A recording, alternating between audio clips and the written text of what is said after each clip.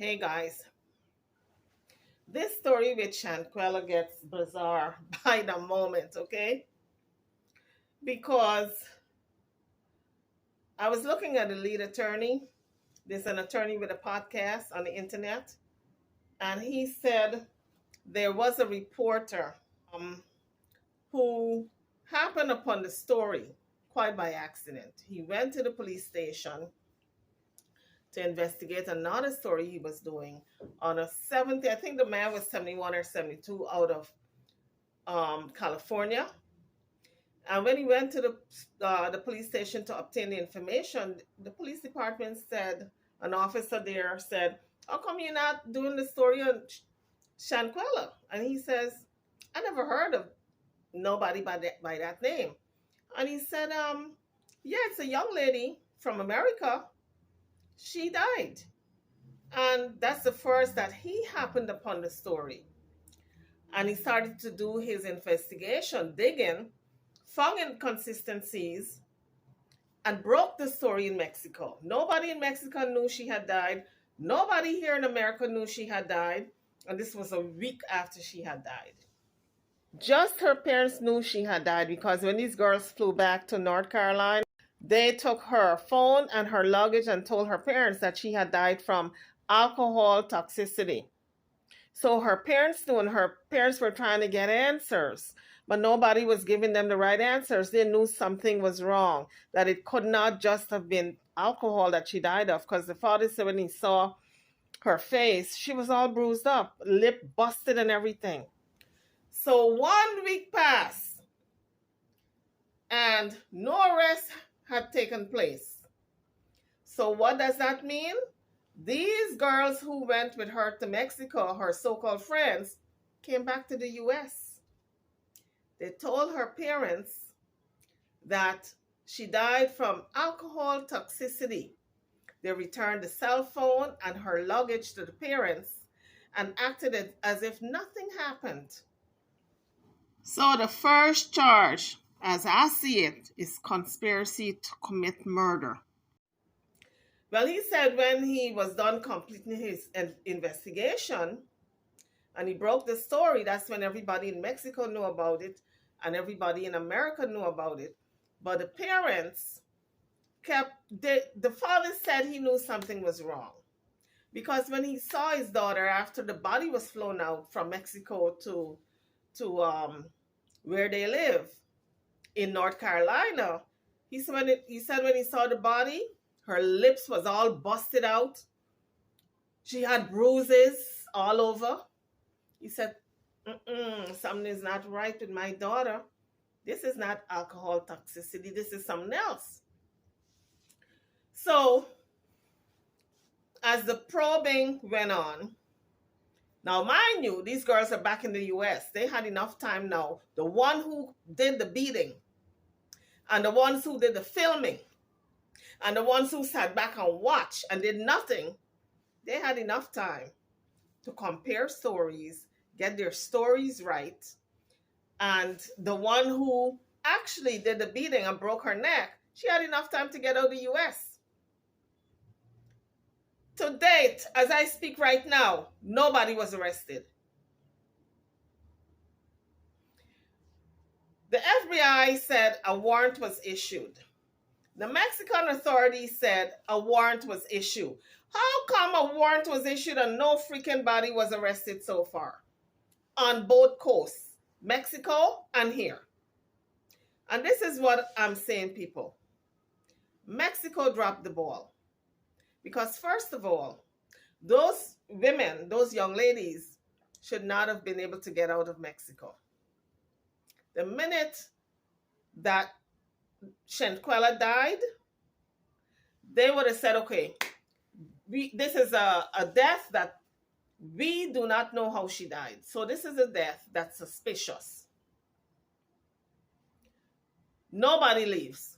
Nobody flies out of Mexico. Nobody going nowhere. Put a shutdown on it.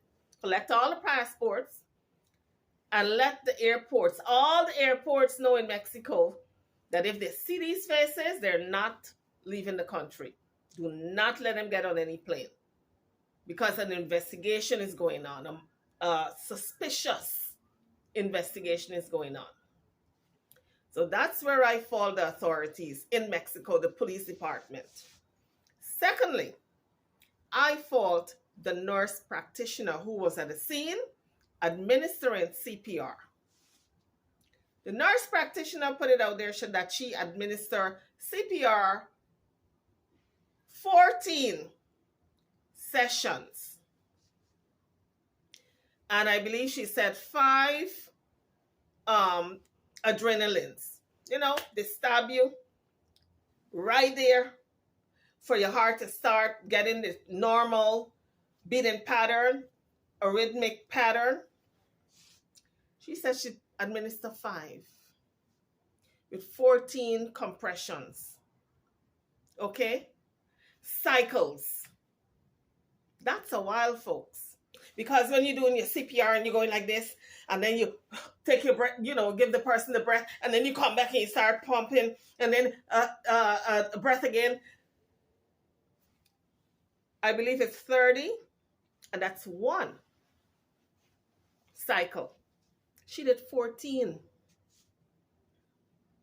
That's a lot. Okay? And so she said she told the young ladies that this Shanquella needs to get to the hospital. And they said, absolutely not. They don't want her to be transported. They want her right there because it's just alcohol toxicity. And I'm sure they were telling her, oh, she's going to sleep it off. Oh, we're just going to give her some water to clear the system. I'm sure they were trying their best to keep her there because they knew what they had done. But I fault the nurse practitioner because she knows better. She's a trained person. The nurse practitioner is between that RN and the doctor. She's right in between. She has more knowledge and schooling than that nurse, but not as much as the doctor. But she is able to do more than the nurse. She's able to do stuff that the doctors does, although she's without the doctor's title. Okay? So I fault her because she should have known better. Once those young ladies says, no, we don't want her moved, she should have said, you know what? I know you guys don't want her moved, but I see where this young lady is in danger. I did all these, she should have stopped when she did 5 cycles. Okay? Not go all the way to 14. Once you give 2 adrenaline pushes, transfer her immediately because you know if she's not responding to that, she's going to be a goner. So I fault the nurse practitioner also because she should have told those young ladies, I know you guys don't want her transported, but I'm calling 911 to get her the hell out of here and you guys can sue me later. That's what you do. Sue me later. I'm getting her to the hospital because the hospital have equipment to keep her alive. I don't have the equipment. I do not have a trach and a vent. So I'm getting her to a hospital so they can trach her, vent her, and keep her vital signs going, her heartbeat going, everything going. So the nurse practitioner says she didn't feel a pulse after a while. Come on. You're going to wait to not feel a pulse before you know this person is in trouble? So she didn't feel no pulse.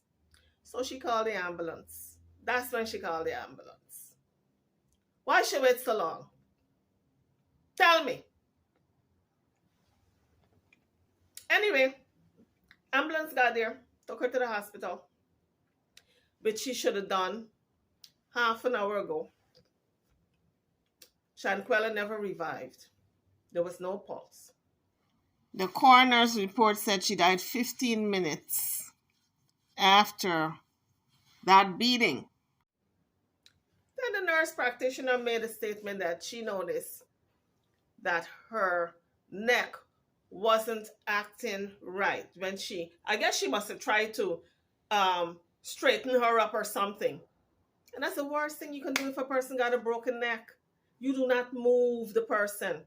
That's the first thing, even if you don't know the person got a broken neck. When you go on the scene and you see that person laying there unresponsive, you don't know if they have a neck fracture. You don't know if they have a back injury. You make sure they're still on that floor, laying down straight. to keep everything in alignment, right? Make sure they're straight until ambulance come, and continue with your chest compressions and your CPR. That's what she should have done.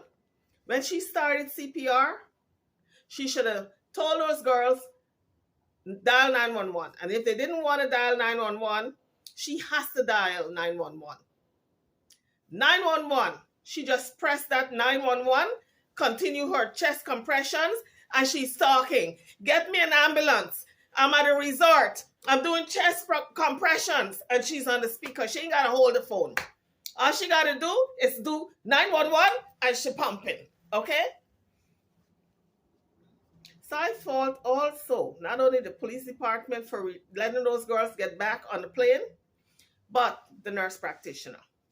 So one report says the nurse practitioner, another report says the paramedics administer a total of 14 rounds of CPR, 5 doses of adrenaline, and 6 discharges of defibrillator shocks to the heart.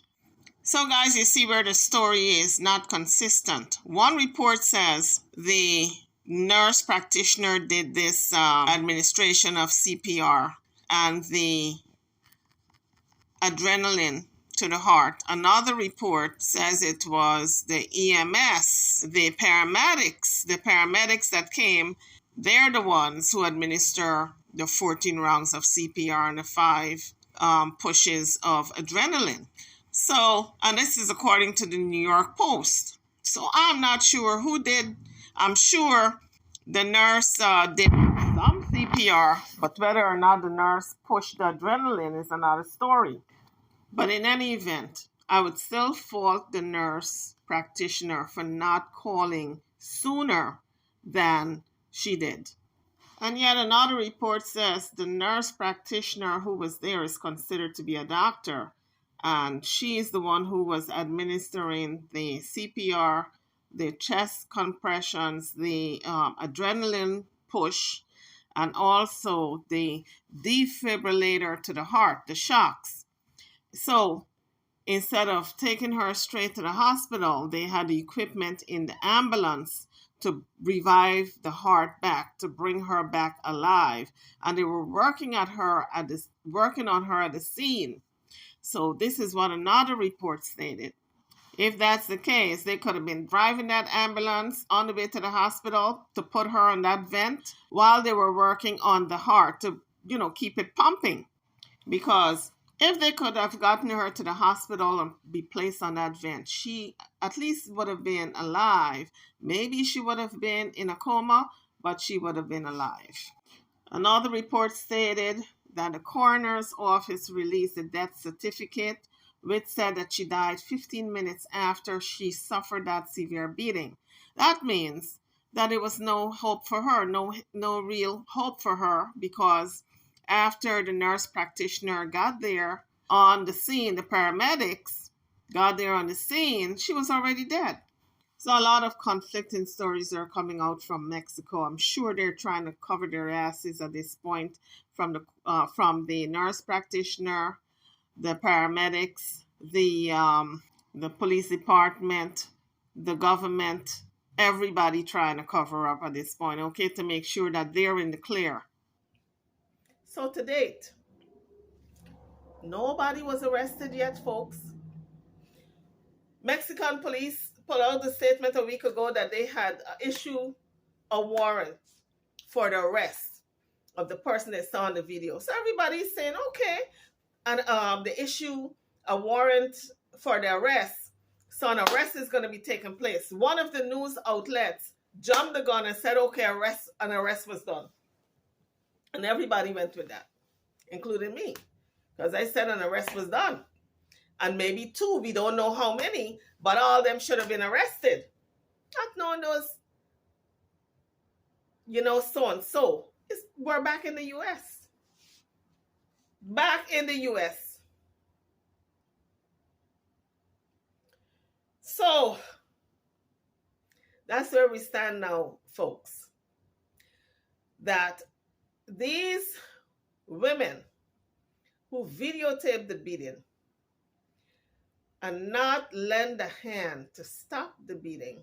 They said one of them was trying to um, stop the beating but couldn't. How can you try to stop a beating but couldn't? Because we saw in the video where the person who was doing the beating ran to the door, the sliding glass door, and ran back in and continued the beating.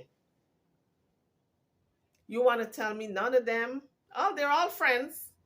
If I had a friend like that who was beaten up on my friend, you're my friend and you're my friend, and you are beaten up on that one, I would intercede and I would say, no, no, no, no, no, not on my watch. You're not going to beat her with me around. You may do it when I'm not around, but as long as I'm here, you're going to have to fight me too.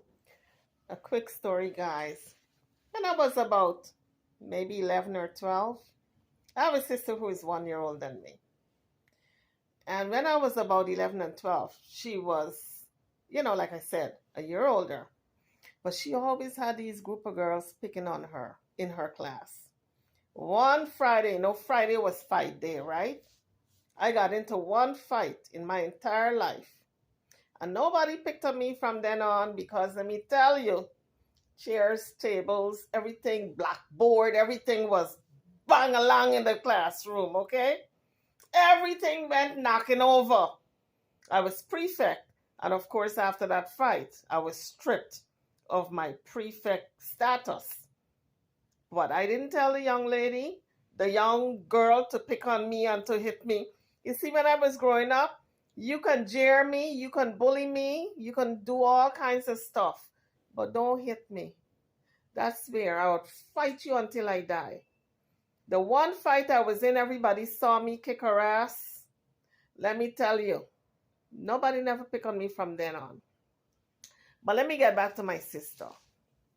These girls in her class used to pick on her and kind of bully her and jeer her, and after school walk behind her and say, Miss Highty Tighty, who do you think you are, and all this. So one day I came out of my class, we were walking home, and these girls made a mistake of doing that when I was around. Okay? So they're jeering her and bullying her and walking behind us. And one of the girls said, I'm going to fight you. I'm going to fight you. I'm going to hit you and all this. I turn around because, like I said, no matter what you say, I would ignore you. As long as you don't use that F word, fight. She told my sister how she going to kick her ass. So I turn around and I look at all four of them. And I said, if you hit her, you're going to have to hit me too. Okay? Let me tell you, them girls back off because they heard about me. I was very light, but they used to call me red nigger. Okay? And I never used to respond. As long as you don't hit me. All right? That was me. One of them kids that was quiet, but if you hit me, earthquake is going to move, okay? Because I'm fighting you until I win. If I can't beat you now, I'm going to beat you tomorrow. But I told you, one fight I was in. And I beat the girl so bad that everybody heard about it and they left me alone. So when they decided to pick on my sister now, and when I say if you fight her, you're going to have to fight me too. And I was talking to 4 people at one time. They back off. My sister never had another problem with them. Okay? And to this day, I'm like that. You can say whatever you want to say. Even now that I'm retired, come and hit me and see if I don't kick your ass. So that tells me all of them were in on it. So all of them should be arrested. One should be arrested for murder because she directly broke her neck. And others, the other 5, I think it's 6 of them total. All of them, the others who videotape and watch, they should be arrested for accessory to murder. I think that's 2nd-degree murder. Okay? All of them should do jail time. All of them have got to go to jail. But because nobody was arrested, we don't even know if they're still in the US. They could have flee. They could have gotten on a plane and hightail out of here, especially the one who committed the murder. So this is what I'm saying. The justice system is very slow to act. So right now, the US is going through this process of the FBI is investigating the case. And CBS says that it's a process for the law enforcement here in the US, the FBI, to hear the case and determine, not to arrest the person now, determine if they should be extradited to Mexico. And then they have to figure out if the person should be extradited or stay in the US and be prosecuted here by our government. That's a process.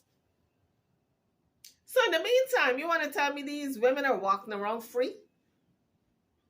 They're walking around like if they did nothing. They're walking around free while this Shanquella is 6 feet in the grave already. Her corpse is already rotting. I'm telling you, when I heard that, it pissed me off to the point where I could not tell you how much pissed off I was. To know that people can get away with murder. And I'm telling you, if that reporter did not report on the beating and the death of Shanquella and released it in the papers there in Mexico, and then it trickled into the US as to what really happened, because her family kept pressing for answers.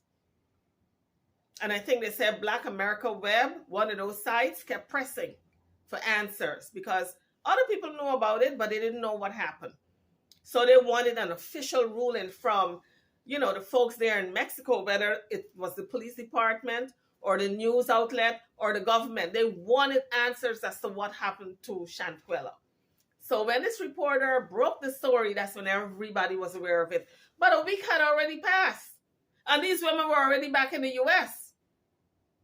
So when the Mexican government said they issued a report, that's the police department I'm talking about, they already dropped the ball. They allowed these women to get on the plane and come back to the US when they should have arrested their asses or put them on house arrest, that they have to stay in that resort until they do a preliminary investigation. Okay? Preliminary investigation before any one of them can get on that plane back to the US. They have to find out what happened. These women told them that Shanquella had alcohol toxicity. Well, after the coroner investigation, I'm sure the coroner took one look at her and said she was beaten. The minute the coroner said she was beaten, they should have said, okay, suspicious death. Because if the friends are saying alcohol toxicity and the coroner said, okay, there are bruises all over her body, like if she was beaten, they know that's a suspicious death. And then the coroner got to go and cut her open now and see if there, what happened to maybe her organs. Take her blood and get a toxicology reading if there's alcohol in her system.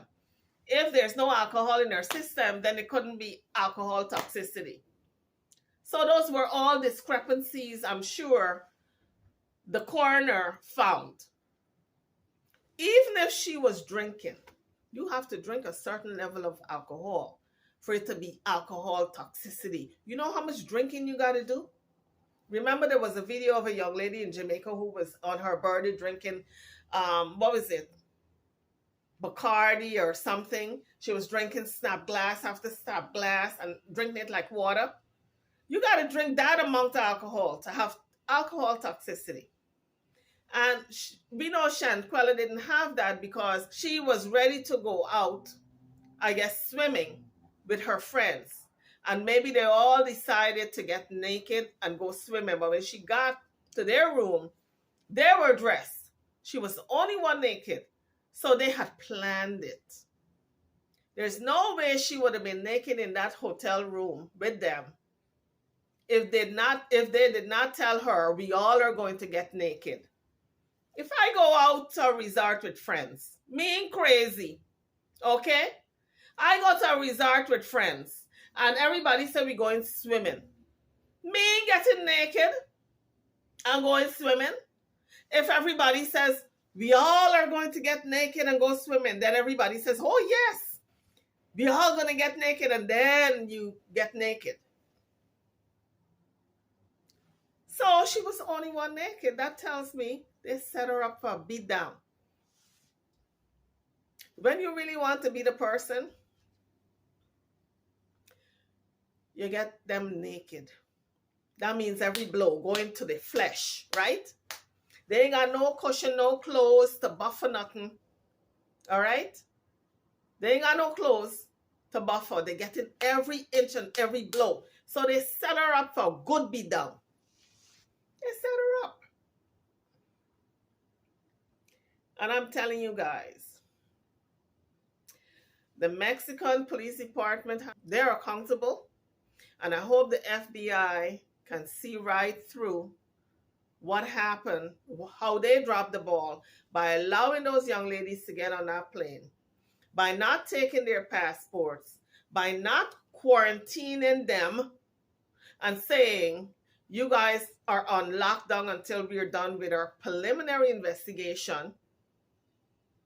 The nurse practitioner, instead of working on her for a whole hour to 3 hours, what a clot. I want to say the B word, but what a clot. And what the S word, they say, that S word in Guyana. What the clot and what the S word. This nurse practitioner doing work on this young woman for an hour to 3 hours. Here in the US, EMT or paramedics come. They work on you for a few minutes. While they're working on you, they're driving their behinds to the hospital because they know the trach and the vent is there and they got to get you on that if they don't revive you. An hour to 3 hours? Are you freaking kidding me? Where did she get her freaking license? They ought to pull it. So that's where we stand with this case. My blood was boiling when I heard no arrest was made as yet.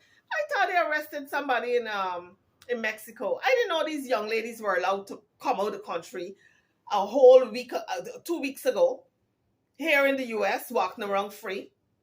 Because we heard about this case a week ago. They came back 2 weeks ago, 1 week before we even heard of it. They were back in the US.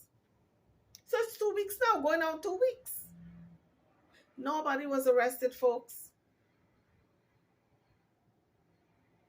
So now the boyfriend, I reported on this, it's either a friend, I'm going to say male friend, because I'm not sure if it was a boyfriend. Some news outlets are saying boyfriend, some are saying male friend. So I'm going to say male friend. He said he got there a day after. And when he got there, everything had gone down already. But this is what I'm saying. He could not have gotten there a day after because part of his statement, when he put out that video, he said when he heard that she was out and she had alcohol toxicity, he rushed to the hotel to his friend's side. So he was there with her. So it wasn't a day after, it was the same day he arrived. And he rushed to the hotel and he was right there in the room. So I'm wondering, did he get there before the beating? Did he lie in his video? Because some people are saying they heard a male saying, Shanquella, well, why don't you put up a fight? And it was a male voice. So the stories don't match up. Something ain't clean in the buttermilk people. Something ain't clean. He's saying he got there to be at her side. And then on the other hand, he said he got there a day after. And then there's a male voice on the tape saying, Chantel, why don't you put up a fight? It's like they were all spectators watching the great gladiator ring. But there was no fight on Shanquella. Chantel's part because we saw the video. She was defending, just putting out, blocking blows, defensive. She didn't put up a fight. She was just protecting herself. And I saw her picture and she looks like one of those truly feminine women who don't fight. They just want to look pretty and look nice and act very dainty. She had no right hanging around with them roughnecks because I saw them girls, them are the six. They're rough as hell. They look half man, half woman. All of them look like half man. She had no right being in that crowd. Those are some ruffians. But they said it was her college friends. And even her father said she liked being around her friends. And I'm saying to myself, some friends you don't need to be around. Because them friends look half man, half woman. Okay? And some of them look like if they had dicks. Okay? That's how hard they look. Hard back.